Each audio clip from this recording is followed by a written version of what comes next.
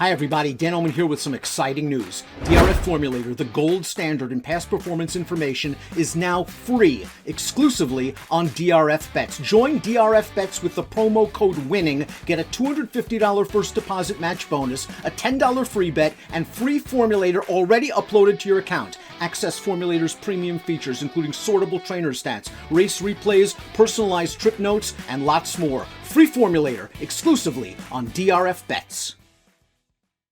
Dan Illman, Mike Beer, Kentucky Oaks prep at Sunland Park on Sunday. I believe 50 Kentucky Oaks qualifying points to the winner of the Sunland Park Oaks. $300,000 is the purse. Obviously, 3-year-old fillies going a mile and a 16th. Carded is race number 9. Let's take a look at this field. It's pretty wide open, Mike, especially if you're against the morning line favorite. And that's the number 6, Optionality, a horse that's a multiple stakes winner. Been in tough in her last 2, I would say. There's no secret oaths running at Sunland Park on Sunday.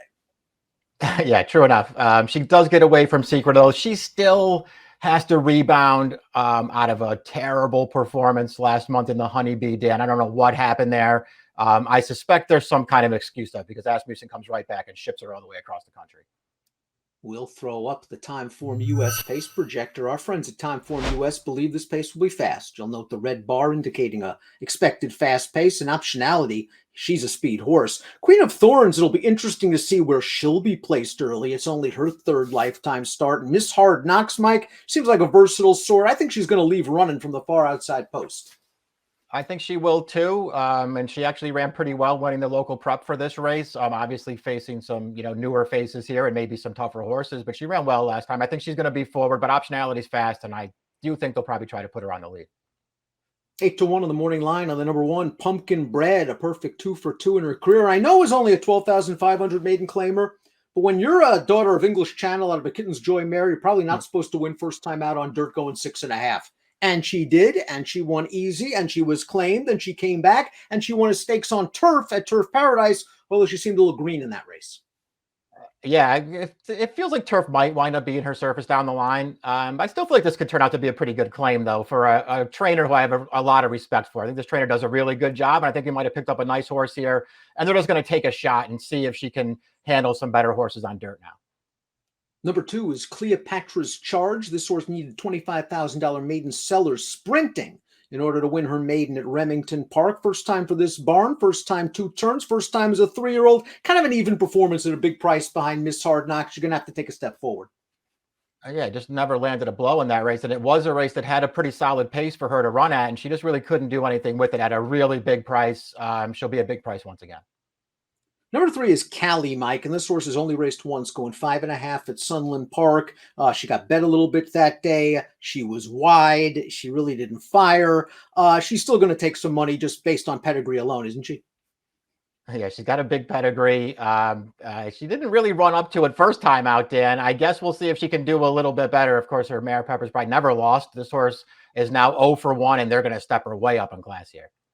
By Kentucky Derby and Preakness winner California Crow. You mentioned Pepper's Pride. Was she 19 for 19 in her career? Maybe the distance and the blinkers off and a little bit of rest will improve. Cali, 12-1 on the morning line. Landslid is next. This horse got bet down to 5-2 in the Island Fashion last time out. Gave a little bit of a run behind Miss Hard Knocks that day. She's been all over the place. New York, Kentucky, now at Sunland Park.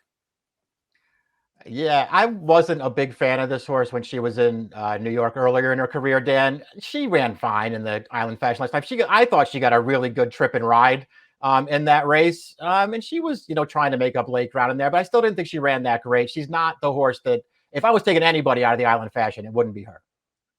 Tyler's Dream ran 7th in the Island Fashion. She tried to get up close to it early in that race with a little bit of a mid-race move. She was almost quickly rebuffed, though, by Miss Hard Knocks, who beat her 2 starts back, sprinting in the Borderplex as well. I think that last race, I know she moved a little early, was a little disappointing.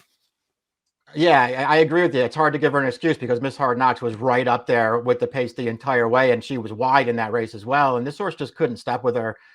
She did make it closer with that horse 2 back, but that was sprinting. Asmussen sends out the 6 optionality. Found some great spots for her early in her career. 4th lifetime start, maiden winner at Indiana Grand, then got a stakes win at Zia, then got a stakes win at Remington Park. They tried Secret Oath. That didn't work in the Martha Washington. It certainly didn't work in the Honeybee. She's hoping the class relief works for her. She's going to take money with Joel Rosario aboard. Yeah, I mean, listen, I can see her running better in here, Dan. And obviously, I guess you don't have to be too hard on her for the Honeybee, but that was a total disaster last time. I mean, she was awful in there. I didn't even think she ran that great in the Martha Washington. That was a really slow pace that she was on. And she was just absolutely no match in there. I don't know. I know she can win this race. I'd rather bet somebody else. Oh, the also-rans coming out of the Island Fashion, maybe Ali Ali. The 7 is a horse that I'd be considering using a little bit. She's still a maiden after 4 starts, but that was her first race around 2 turns. She kind of got in and among horses on the 2nd turn, dropped down to the inside, and she finished with some interest. I think there's some more in the tank here. Yeah, I sort of agree with you. She was one of the also rans from that race I could use underneath perhaps in this race. Not only was she in a little bit of traffic, she got caught wide around the 1st turn also from that outside post. Maybe she pulls a better trip here and makes it a little closer. Queen of Thorns was a dominant debut winner for trainer Peter Urton sprinting in Southern California, and then she tried one of the best 3-year-old fillies in the country in a dare manner in the Las Virginis, and she was no match for that horse. She basically was going up and down in the stretch. She got beat 13 by a dare manner. She still earned a 72 fig, which makes her very tough in here, and she's got a lot of upside. Yeah, got a lot of upside. Her career debut was really impressive. I really liked that performance from her. I'm, a little skeptical about how far she's going to ultimately want to go down. There's a lot of sprint in this pedigree. But if she can handle this distance, I'm expecting her to be tough in here. Next door neighbor Manorelli also ran away and hid in a maiden race at Santa Anita sprinting. That was her start 2 starts back. It led to her being favored in the Island Fashion last time out. And while no match for Miss Hard Knock, she ran okay. First time going 2 turns. I think this horse might get a little bit lost in the shuffle from a wagering standpoint this time. I can see that happening. She, as you mentioned, she was the favorite last time. I still think Miss Hard Knocks ran a lot better than she did in that race last time. And, it's worth pointing out, at least this horse got absolutely trampled by Queen of Thorns 3 starts back. Now let's watch the number 10, Miss Hard Knocks. She's won 3 in a row, 2 stakes, both of these stakes coming at Sunland Park. Here's her victory in the Island Fashion. Her first time going 2 turns. She has taken over command, turning into the stretch. She stays about her business to beat Manorelli and Landslid. 66 buyer speed figure. She'll have to do a little bit better, but she's shown a versatile running style in her career, Mike. She's adaptable, I think, to any kind of race flow.